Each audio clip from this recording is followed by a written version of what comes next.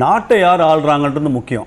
ஒரு திறமையான ஒரு நாட்டை வழிநடத்தி செல்பவர்கள் இருந்தால்தான் மாநிலங்கள் வளரும். பாரத பிரதமரின் இந்த 11 ஆண்டு கால அவருடைய வழிநடத்தல தான் மாநிலங்கள் இன்னும் முன்னேற முடிகிறது. அதுதான் இப்ப கண்கூட பார்க்கிறோம். இந்தியாவில் இப்படி மோடி வச்சு நடத்துறதா தான் இப்படி நடக்குது அப்படின்னா, 2 மாநிலத்திலும் ஒன்றியத்திலும் சேர்ந்து பாஜக ஆட்சி நடத்தக்கூடிய மாநிலங்களில் சாதிக்க முடியாததை இன்றைக்கு தமிழ்நாடு, தமிழக முதல்வருடைய தலைமையிலே இன்றைக்கு சாதித்திருக்கிறது. அப்படிங்கிறது தான் இங்க நான் பதிய வைக்க வேண்டிய ஒரு 15.93% தமிழகம் வளரும் சொன்ன திமுக ரிவைஸ்டு பட்ஜெட்ல அதை 12% குறைச்சிடுறாங்க. கடைசியில் அது முடிஞ்சது 11.19%. சிஏஜி ஆடிட்டுக்கு அப்புறம் அது இன்னும் குறையுமான்னு நமக்கு தெரியாது.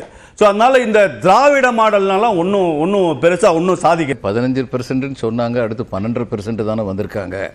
அதுவும் வரலங்க.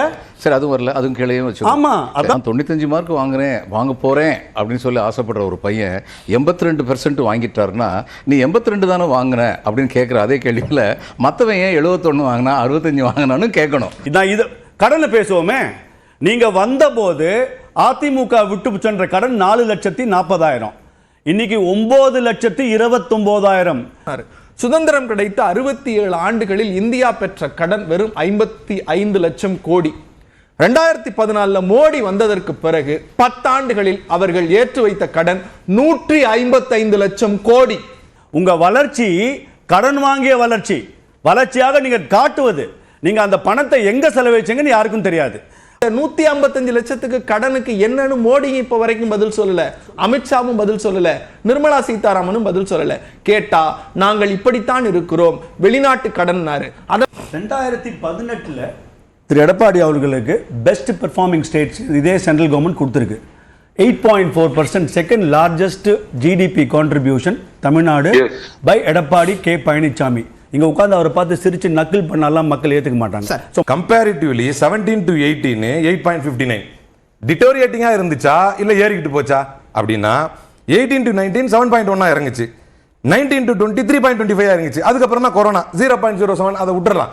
அப்ப கம்பேரிட்டிவ்லி பார்க்கும்போது எடப்பாடியுடைய ஆட்சியில இறங்கி கொண்டு தான் இருந்துச்சு. இதான் சார் டேட்டா. பதில் சொல்லுங்க சார். இதுதான் நான் சொல்ல வந்தேன். பெரிய வீர தீர சூரர் மாதிரி ஒரு இடம் புந்துட்டே இருந்தாரு. பதில் சொல்லுங்க சார். போன வருஷம் மட்டும் 40 லட்சம் கோடி அந்த மாநிலத்தில் இன்வெஸ்ட் பண்றதுக்கு உலகளாவிய கம்பெனிகளும் இந்தியா கம்பெனிகளும் போயிருக்கு. தமிழ்நாட்டுக்கு எவ்வளவு வந்தது? மேனுஃபேக்சரிங் செக்டார்ல யூபியோனுடைய வளர்ச்சி என்பது 25 to 26 வரைக்கும் 13%. நம்மள்ட்ட வந்து பிரைமரி செகண்டரி செக்டார்ல 53 + 37%. அக்ரிகல்ச்சர்ல வெறும் 7.3%. தமிழ்நாடு 13.6%. சர்வீசஸ்ல அது டூரிசம் எல்லா சர்வீசஸ்ல சேர்த்து வெறும் 4.9% யூபி. தமிழ்நாட்டுடைய வளர்ச்சி 11.7%. இந்த திராவிட மாயை வந்து நிச்சயமாக அவர்களுடைய கான்ட்ரிபியூஷன் என்பது ஒண்ணுமே இல்ல. அவர்கள் தானாக ஓடக்கூடிய வண்டியில ஏறினா எந்த வண்டி வேணா ஓடுங்க.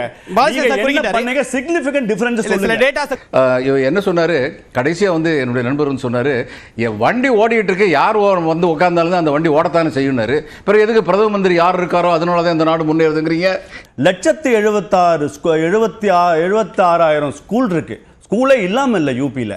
அதுல 1,23,000 ஸ்கூல்ல யோகி அவர்கள் வந்ததுக்கு அப்புறம் அதை புறணமிச்சு டீச்சர்ஸே இல்லாத அந்த மாநிலத்தில் இன்னைக்கு வந்து பள்ளிகள் திருப்பி குழந்தைகளும் பெண்களும் போக ஆரம்பிச்சிருக்காங்க.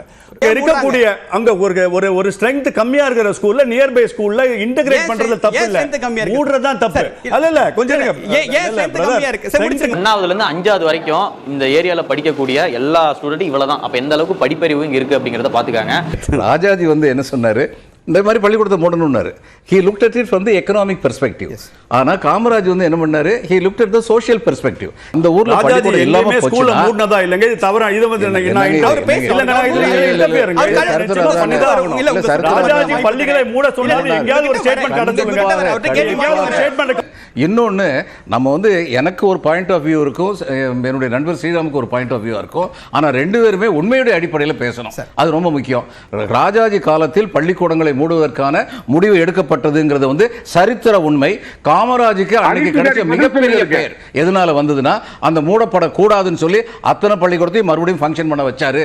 இது எல்லாருக்கும் தெரியும். அந்த மரத்தடியில பள்ளிகள் இல்ல தமிழ்நாட்டில். மரத்தடிகள் இன்னைக்கு பள்ளிகள் இருக்கு, மரத்தடியில பள்ளிகள் இல்ல. மெயினா இந்த ஒரு வகுப்பறை வந்து பாத்தீங்கன்னா கிட்டத்தட்ட பல வருஷத்துக்கு முன்னாடி கட்டப்பட்டதா இருக்கும். ஏன்னா அந்த அளவுக்கு பாலடைஞ்சு கிடக்குது. மரத்தடியை பற்றி சொன்னதை இம்மீடியட்டா பதில் சொல்லிடுவோம். சாந்தி நிகேதன் ஒரு பெரிய யூனிவர்சிட்டியை வந்து இவர் ரவீந்திரநாத் டாகூர் ஆரம்பிச்சாரு. அங்க பள்ளிக்கூடத்துக்கு அவர் சொன்னார் கட்டடம் வேண்டாம், இயற்கையோட அடிப்படையிலே வச்சிருப்போம், மரத்தடியில வச்சிருந்தாரு. அதனால மரத்தடியில் வச்சதுனால ஒரு பள்ளிக்கூடம் தரமிழந்து போய்விட்டதுன்னு கிடையாது. ஒண்ணு.